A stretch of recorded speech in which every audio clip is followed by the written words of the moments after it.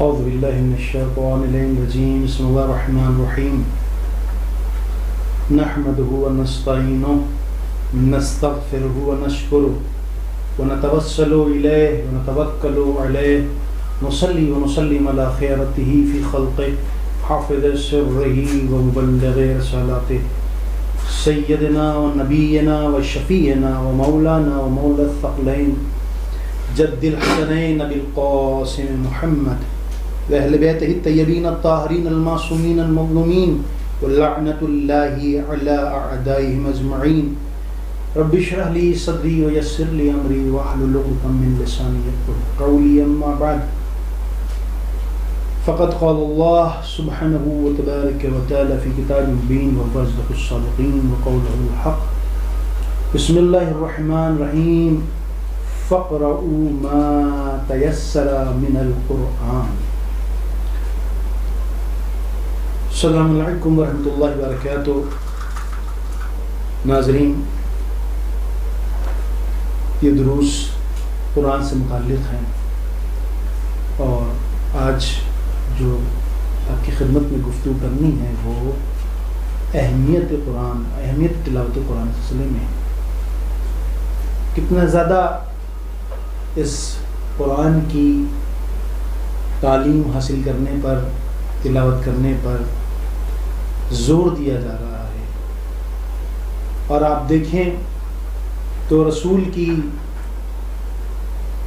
جو سب سے آخری وصیت ہے اس میں آپ ارشاد فرما رہے ہیں تارک فیکم الثقلین کتاب اللہ و عترتی اہل بیت،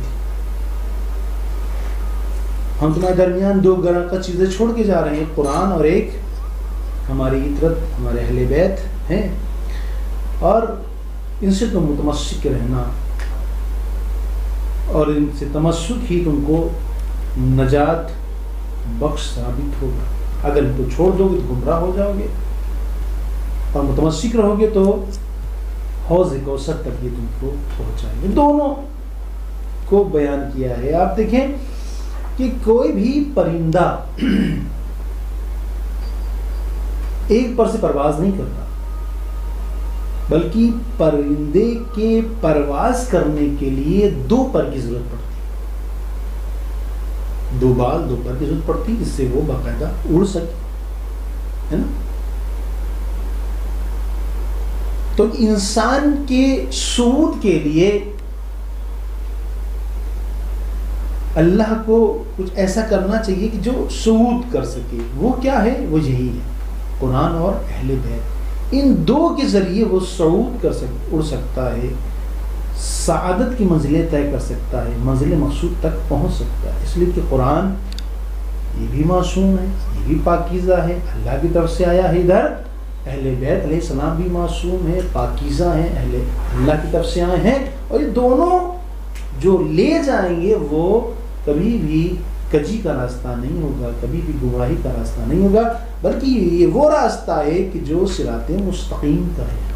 اہدنا الصراط المستقیم صراط الذین انعمت علیہم، وہ راستہ جس پر نعمتیں نازل کی جاتی ہیں۔ تو لیکن اگر آپ دیکھیں تو ہمارے معاشرے میں قرآن جو ہے وہ بہت زیادہ محجور ہو گیا ہے، کم پڑھا جاتا ہے، یا بہت ہی ہم سیلفش ہیں، جب ضرورت پڑتی ہے تب ہم قرآن نکالتے ہیں۔ جب ہمارے یہاں سے کوئی گھر سے جا رہا ہوتا ہے تب ہم قرآن نکالتے ہیں کہ سر اس کے نیچے سے اس کو نکالیں، تاکہ یہ قرآن کے نیچے جب نکلے گا تو جس کام کے لیے جا رہا ہے اس کام میں اس کو کامیابی ملے گی۔ یا جب کسی مریض اگر کوئی ہے تو اس کے لیے ہم قرآن نکالتے ہیں، اسے سورہ یاسین پڑھی جا رہی ہے، سورہ رحمان پڑھا جا رہا ہے نا، اس کو پڑھتے ہیں۔ تو اپنے اعتبار سے قرآن کو ہم نکالتے ہیں، یا اپنے اعتبار سے ہم سوروں کو پڑھتے ہیں، در حقیقت وہ بھی قرآن کا ہی ایک حصہ ہے، لیکن یہاں قرآن کے لیے مکمل کہا جا رہا ہے کہ مکمل اس کو پڑھو۔ یا سورہ مزمل کی 20ویں آیت میں جب ہم نے آپ کی خدمت میں تلاوت فرمائی وہ کیا ہے؟ فقرؤ ما تیسر من القرآن، یعنی قرآن میں سے جس قدر ہو سکے پڑھو پڑھو پڑھو، جس قدر ہو سکے پڑھو، جتنا ہو سکے قرآن کی تلاوت کرو، جتنا ہو سکے۔ عجیب ہے، دیکھیں آپ کتنی تاکید کی جا رہی ہے، خود قرآن تاکید کر رہا ہے، خود قرآن تاکید کر رہا ہے، جتنا ہو سکے تم پڑھو۔ کیوں؟ اس لیے کہ قرآن، رسول فرماتے ہیں قرآن مردہ دلوں کو زندہ کرتا ہے، غفلت کو دور کرتا ہے، قرآن غفلت کو دور کرتا ہے، انسان کو غافل نہیں رہنے دیتا قرآن، اس لیے کہ قرآن میں واقعات بیان کیے گئے ہیں، قرآن میں ایسی آیات ہیں جو جنت و جہنم کا ذکر کر رہی ہیں، قرآن میں ایسی آیات ہیں جو محکم ہیں، متشابہ ہیں، قرآن میں ایسی آیات ہیں جو عقیدے کو بیان کر رہی ہیں، چاہے وہ اچھا عقیدہ ہو چاہے برا عقیدہ ہو، برے عقیدے کے نتیجے کو بیان کر رہا ہے، اچھے عقیدے کے نتیجے کو بیان کر رہا ہے۔ تو یہ قرآن کی تلاوت اس لیے اتنی زیادہ اہم ہے، اتنی زیادہ اس پہ تاکید کی جا رہی ہے۔ سورہ مزمل میں یہ ہے کہ جس قدر ہو سکے تو قرآن کی تلاوت کرو۔ یا رسول اکرم صلی اللہ علیہ وسلم ارشاد فرماتے ہیں کہ ادبوا اولادکم علی ثلاث خصال، یعنی اپنے بچوں کو تم 3 ادب سے آراستہ کرو۔ ہاں 3 خصلتیں ادب کی پائی جانی چاہیے، مؤدب بناؤ ان کو، 3 چیزوں میں مؤدب بناؤ۔ وہ 3 چیزیں جو مؤدب بنانے والی ہیں وہ کون سی ہیں؟ حب نبیکم وحب اہل بیتہ وقراءۃ القرآن، یعنی اپنے نبی کی محبت، ان کے اہل بیت کی محبت، یہ 2 چیزیں۔ تیسری کیا ہے؟ تلاوت قرآن۔ آج ہمارے بچے قرآن سے بہت دور ہے۔ آج آپ دیکھیں کہ مثلا ہم اگر اپنے بچے کو چاہتے ہیں کہ صاحب یہ بچہ ہمارا قرآن پڑھنے کے لیے جائے، ہم بھیجتے بھی ہیں، لیکن ہوتا یہ دھیرے دھیرے دھیرے دھیرے بچہ جیسے بڑا ہوتا جاتا ہے ویسے ویسے قرآن سے دور ہوتا چلا جاتا ہے نا۔ ہم کیسا بچپن میں بھیجتے تو تھے، ہم استانی کو بھی لگا رکھا تھا، ایک مولانا صاحب بھی آگے پڑھاتے تھے، لیکن دھیرے دھیرے کیا ہوا صاحب، اس کے اندر وہ جو ولولہ، جو کیفیت ہونی چاہیے اور جو اضطراب ہونا چاہیے اور جو سرور اس میں اندر ہونا چاہیے وہ چیز نہیں پائی جاتی۔ وجہ کیا ہے؟ دیکھیے وجہ یہ ہے کہ یعنی ہم تو اپنے بچے کو قرآن پڑھانے کے لیے بھیج رہے ہیں، ہم بھیج رہے ہیں قرآن پڑھانے کے لیے، لیکن ہم خود نہیں قرآن پڑھ رہے۔ بچہ تو دیکھ رہا ہے کہ ہم اتنا اگر اہمیت کا حامل ہے، یہ قرآن پڑھنا، تلاوت قرآن اتنی زیادہ اہمیت کی حامل ہے، تو خود میرے ابا کیوں نہیں پڑھتے ہیں، خود میری اماں کیوں نہیں پڑھتی ہیں، ہم کو بھیجے دے رہی ہیں لیکن خود نہیں پڑھتی۔ تو جب تک کہ وہ ماں باپ کے اختیار میں ہوتا ہے تب تک تو ڈانٹ ڈپٹ اور پھٹکار کے چلا جا رہا ہے، لیکن جب اپنے اختیار میں آتا ہے تب تو وہ چھوڑ دیتا ہے۔ کیوں؟ کیونکہ اس کو وہ ماحول، وہ فضا نہیں ملی ہوتی ہے، وہ فضا نہیں ملی ہوتی ہے۔ آج دیکھیں، آج ہمارے بچے عزادار ہیں، کیا ہم نے ان کو سکھایا عزا سکھائی ان کو، ہم نے ماتم کرنا سکھایا ان کو، نوحہ پڑھنا سکھایا ان کو؟ نہیں۔ اس ایٹماسفیئر میں، وہ اس ماحول میں پلے بڑے ہوتے ہیں، اس میں سکھانے کی ضرورت نہیں ہوتی۔ پر جس طرح سے ایک عزادار کو عزا کے سلسلے میں سکھانے کی ضرورت نہیں پڑتی، بلکہ ایک اس ایٹماسفیئر میں، اس ماحول میں اس زندگی گزارتا ہے، اسی طرح سے اگر اپنے ماحول کو قرآنی ماحول بنا لے تو اب زبردستی ہمیں بچے کو زبردستی نہیں کرنا پڑے گی، بلکہ خود گھر کے ماحول کو دیکھ کر کے وہ قرآن پڑھنا جو ہے لگے گا، اور دھیرے دھیرے جس طرح سے وہ ایک عزادار ہوگا اسی طرح سے ایک وہ قاری قرآن بنے گا۔ یہ بہت ضروری ہے، اس لیے کہ یہ لازمہ ہے کہ ہم خود تلاوت کریں۔ جب ہم کو دیکھے گا تب وہ بچہ اس چیز کو فالو کرے گا۔ گھر میں دیکھا جا رہا ہے کہ قرآن کی عزت کی جا رہی ہے، عظمت ہو رہی ہے، تعزیے کی جو ہے وہ عزت ہو رہی ہے، تعزیے کے سامنے شمع اگربتی جلائی جا رہی ہے، تعزیے کی بے حرمتی ہوتی ہے تو ڈانٹا پھٹکارا جا رہا ہے۔ یہ بچے کے اندر آیا تھا کہ صاحب یہ کوئی ایک اہم چیز ہے کہ جس کے لیے ہمیں جاننا ہے دین قرآن کے سلسلے میں، کیونکہ کھلتا نہیں، یعنی ہم خود نہیں کھولتے تو بچہ ہمارا نہیں جانتا۔ لہٰذا آپ دیکھیں کہ خود قرآن کے لیے خود سورہ مزمل کیا کہہ رہا ہے کہ خوب پڑھو قرآن کو، جس قدر ہو سکے تلاوت کرو. یا خود رسول فرماتے ہیں کہ اپنے بچوں کو ادب دو. یہ 3 خصلتیں اس کے اندر ہونی چاہیے کہ اپنے نبی سے محبت کرے. یہ اپنے نبی سے کب محبت کرے گا؟ جب اس گھر کے ماحول میں نبی کی محبت پائی جائے گی. یا ہمارے جو نبی کے اہل بیت ہیں ان سے محبت کرانے کی جو ہے ادب سکھاؤ اس کو. یہ کب محبت کرے گا؟ جب ہمارے گھر میں اہل بیت سے محبت ہو رہی ہوگی. قرآن کی تلاوت کو جو ہے اس کو سکھاؤ. یہ تلاوت قرآن ہم کب سکھائیں گے؟ جب ہمارے گھروں میں تلاوت کی جا رہی ہوگی. توجہ ہے نا آپ کی کتنا اہمیت کی حامل ہے. لیکن آج ہم کتنا قرآن سے دور ہیں عزیزوں، کتنا قرآن سے دور ہے. در حقیقت آپ دیکھیں جو قرآن سلسلے میں ہے، جب آپ نے دیکھا ہوگا کہ جب قبر میں دفن کیا جاتا ہے اور جو تلقین پڑھی جاتی ہے، تینوں تلقین ہیں ہے نا، 3 تلقینیں ہیں. جو آخری تلقین پڑھی جاتی ہے اس کو ہلایا جاتا ہے اسماع فام کر کے، اور اس کو ہوشیار کیا تھا بھیا سنو اور سمجھو، سنو اور سمجھو، سنو سمجھو. جو پہلے اپنی زندگی میں سنا ہونا تو سمجھا تھا کبھی، اب سنایا سمجھایا جا رہا ہے. نہیں کیا اس کو سنایا سمجھایا کہ نہیں، جو اطراف میں کھڑے لوگ ہیں وہ بھی سنیں اور سمجھیں. تو اس سنو سمجھو میں جو اس کو بتایا جا رہا ہے، اس کو سوالات جو آگاہ کیے جا رہے ہیں کہ اب یہ پٹرے لگا دی جائیں گے، اس پہ کئی من مٹی ڈال دی جائے گی، اب تم سے سوال و جواب جب ہوگا تو اس میں یہ بھی پوچھا جائے گا کہ تمہاری کتاب کیا ہے، کیا ہے تمہاری کتاب. دیکھیں کتنا اہم مسئلہ ہے. یعنی وہ چیز جو سب سے آخری زندگی کے بالکل اب کوئی کانٹیکٹ نہیں ہے ہمارا. ایسی صورت میں اس مردے کو بتایا جا رہا ہے کہ تمہاری کتاب کیا ہے. قائد صاحب تمہاری کتاب قرآن ہے، اگر پوچھا جائے تو بتانا قرآن ہے. تو مسئلہ یہ کتنی اہمیت کی حامل ہے کہ مرنے والے کو باقاعدہ بتایا جا رہا ہے کہ اگر تم سے قرآن کے کتاب کے سلسلے میں سوال کیا جائے تو بتانا قرآن ہے. لیکن ہم زندہ ہوتے ہوئے اس قرآن سے اتنی دور ہیں. کیوں آخر ایسا؟ اس کا مطلب یہ کہ قرآن کچھ تو ہے جو مرنے کے بعد بھی فائدہ پہنچانے والا ہے.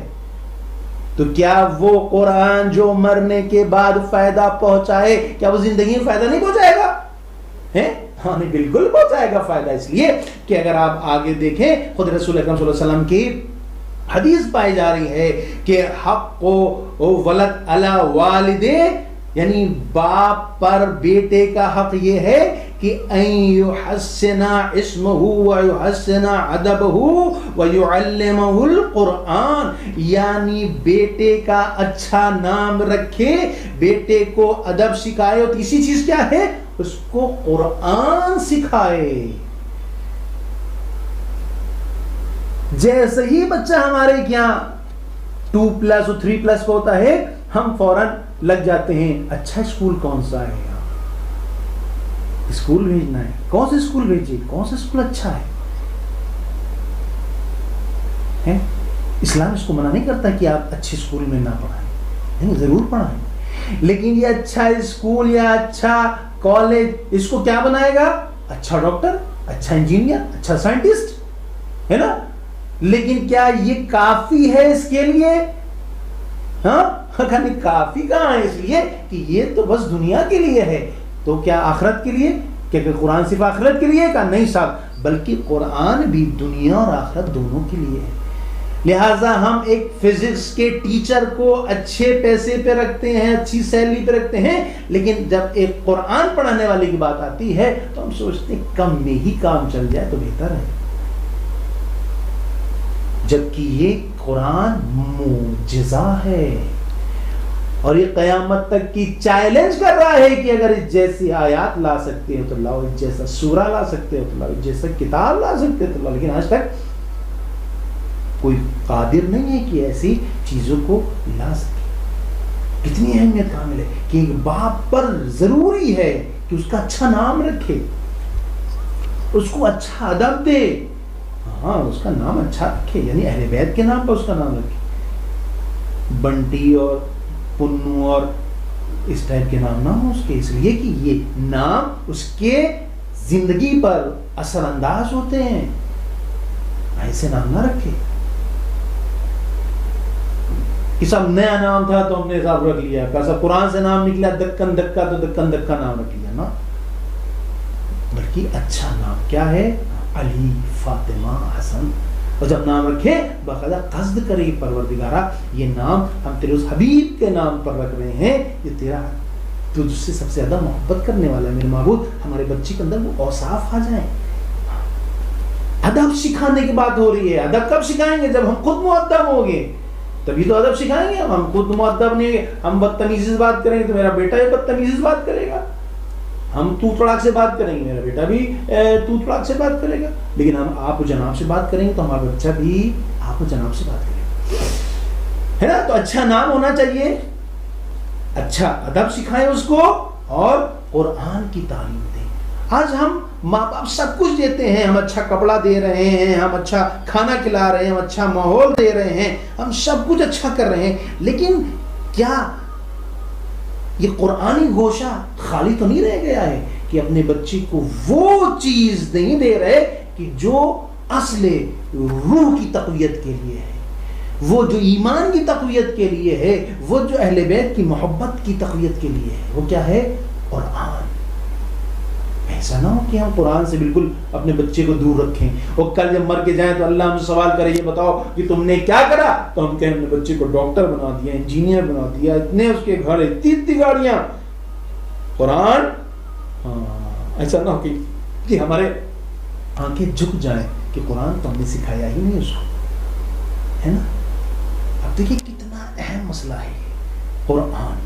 اب دیکھیں امام حسین السلام کے پاس ان کا بیٹا آتا ہے اور امام حسین السلام پوچھتے ہیں اپنے بیٹے سے کہ بیٹا کہاں سے آ رہے ہو؟ کہا مدرسے گئے تھے. کہ اچھا بیٹا، کہا کیا پڑھایا؟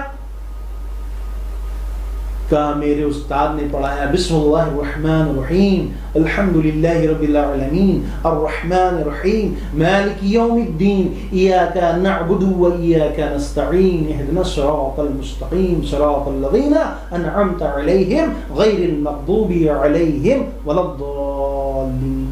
اچھا یہ پڑھ کے آئے ہو؟ کہا بہت اچھا. اپنے خادم سے کہا جاؤ جو ہمارا بیٹے کا استاد ہے اس کو بلا کے لے کے آؤ. امام حسین السلام کا خادم گیا، ڈکلوار کیا، استاد باہر نکلا ہے عبد الرحمن ابن سلمی.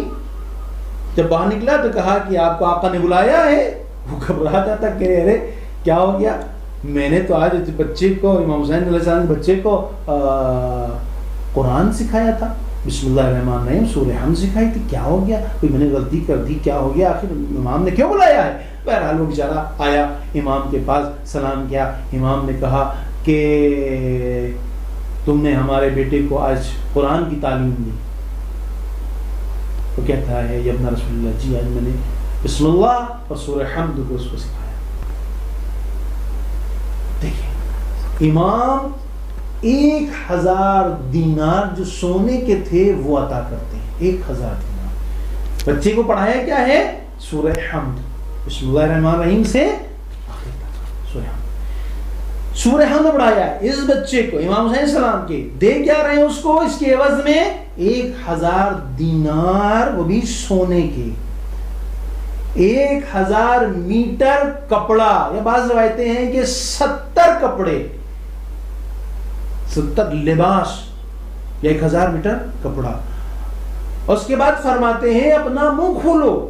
وہ اپنا منہ کھولتا ہے، اب اس میں عقیق اور فیروزہ اور الماس منہ میں ڈالتے ہیں، اس کو منہ بھر جاتا ہے. پھر امام کہتے ہیں کہ تو نے جو پڑھایا ہے وہ کہیں زیادہ ہے اس سے، کہیں زیادہ ہے اس سے. اللہ اکبر. یعنی کوئی شخص اگر بسم اللہ الرحمن الرحیم اور سورہ حمد کی تعلیم دے دے تو امام حسین السلام کس قدر اس کا احترام کر رہے ہیں. اللہ اکبر. کیوں؟ تم نے ایک بہترین چیز ہمارے بچے کو یاد دلا دی، میرے بچے کو بہترین چیز سکھائی ہے تم نے. امام ایسا کیوں کر رہے ہیں آپ؟ کام تم لوگ کی وجہ سے کر رہے ہیں، تم اس کو ہلکا مت سمجھو، یہ بہت عظیم کتاب ہے نا. الف لام بسم اللہ الرحمن الرحیم الف لام میم ذالک الکتاب لا ریب فیہ ھدی للمتقین. یہ کون سی کتاب ہے؟ اس میں کوئی شک و شبہ نہیں پایا جاتا. انسان کی عقلیں گنگ ہیں، انسان متحیر ہے کہ کون سی کتاب آخر ہے، کون سی کتاب ہے. کتنی اہمیت کہاں ملے. لیکن ہمارے معاشرے سے، ہمارے گھروں سے بالکل ختم ہے. آج دیکھیں، آج کتنی مشکلات ہمارے گھروں میں ہے، پریشانیاں ہیں، مشکلات ہے، بیماریاں ہیں. قرآن کیا ہے؟ دوا ہے، دوا. ہر چیز کی دوا، ہر چیز کی دوا. کیونکہ ذکر الہی ہے، کلام الہی ہے، اور جو کلام الہی اور ذکر الہی ہے اس میں سوائے شفا کے اور کچھ نہیں ہے. نہیں. قرآن کتنا اہمیت کامل ہے.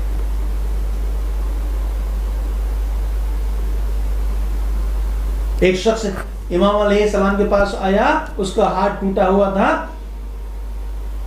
امام نے بلایا، اس پر اپنا رومال رکھا، اس کے بعد ہاتھ سے کچھ پڑھا، اور پڑھنے کے بعد اس کو چھوڑ دیا.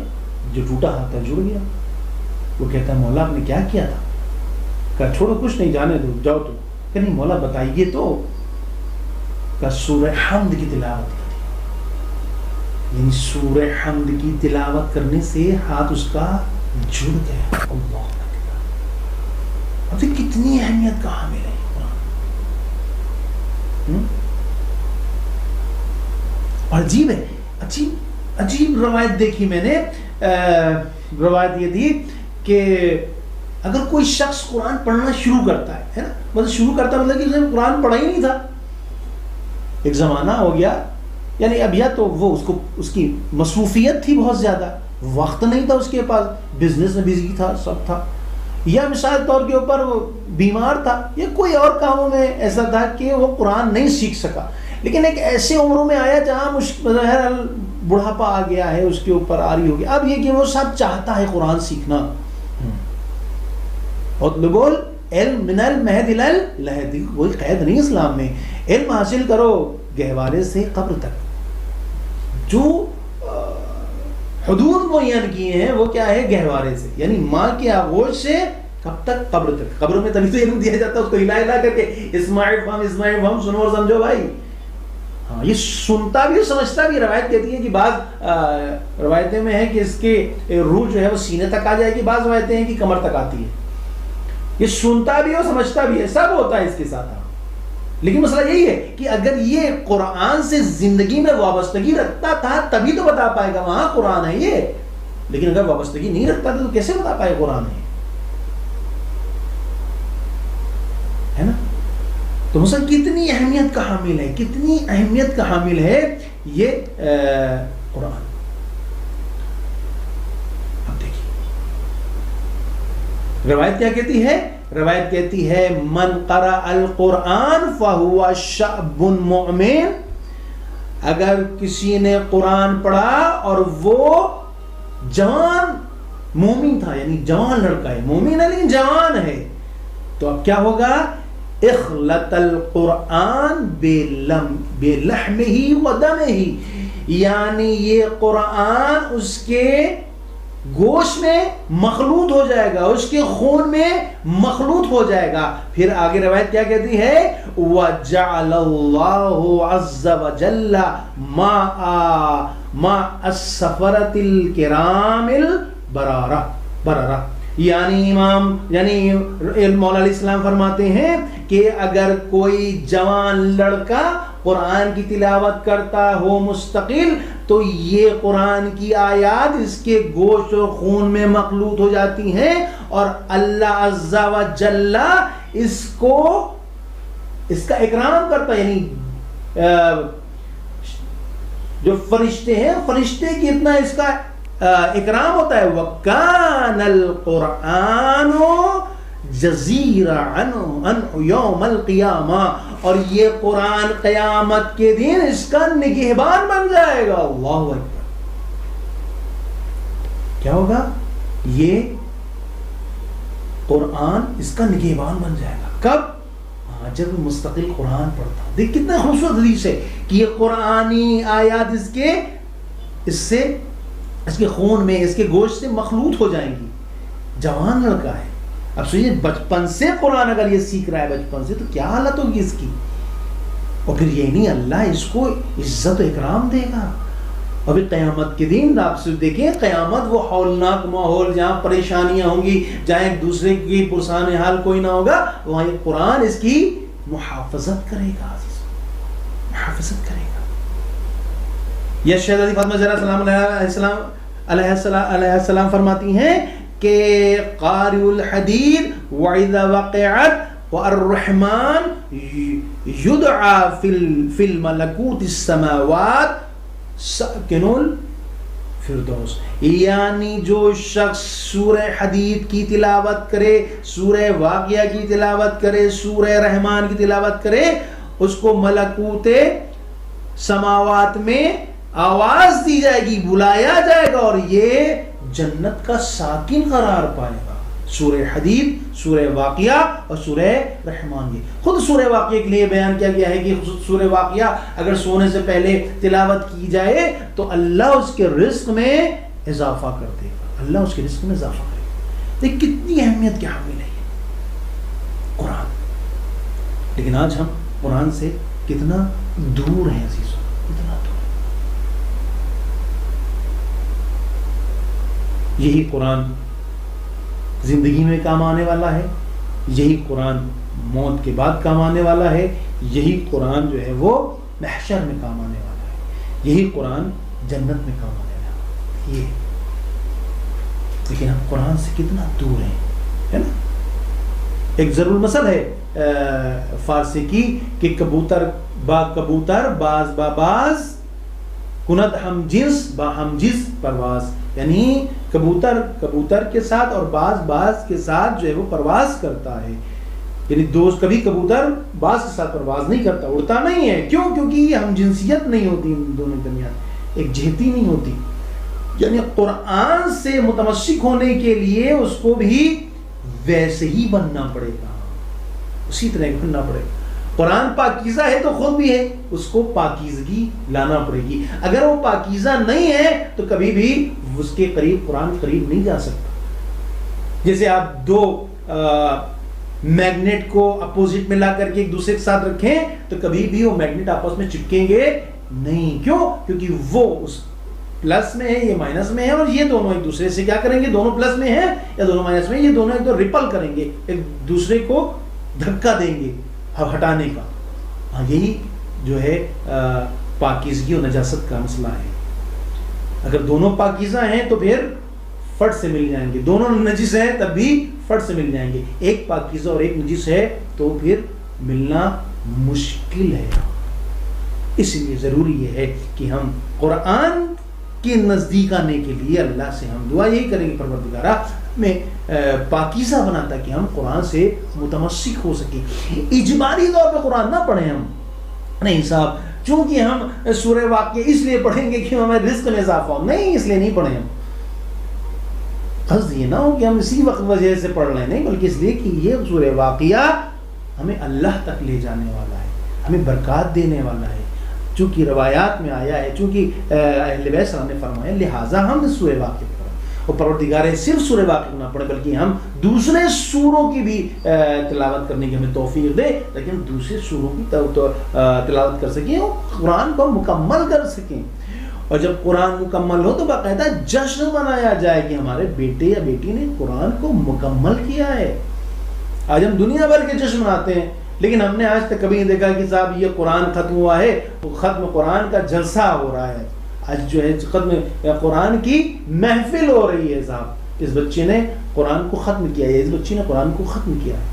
لیکن آپ دیکھیں کتنی چیزیں ہیں, آج برتھ ڈے پارٹی ہے تو میرج اینیورسری ہے اور پتہ نہیں کیا کیا کیا ہے, سب کچھ ہے. لیکن میں نے نہیں دیکھا کہ قرآن کی پارٹی رکھی گئی ہے کہ صاحب یہ قرآن کو ختم کرایا ہے, بچے نے ہمارے ختم کیا ہے, لہٰذا آج اس کے لیے بہترین تحفہ دیا جائے اس کو تاکہ دوسروں بچوں کو تشویق ہو کہ وہی بچے قرآن کو ختم کریں.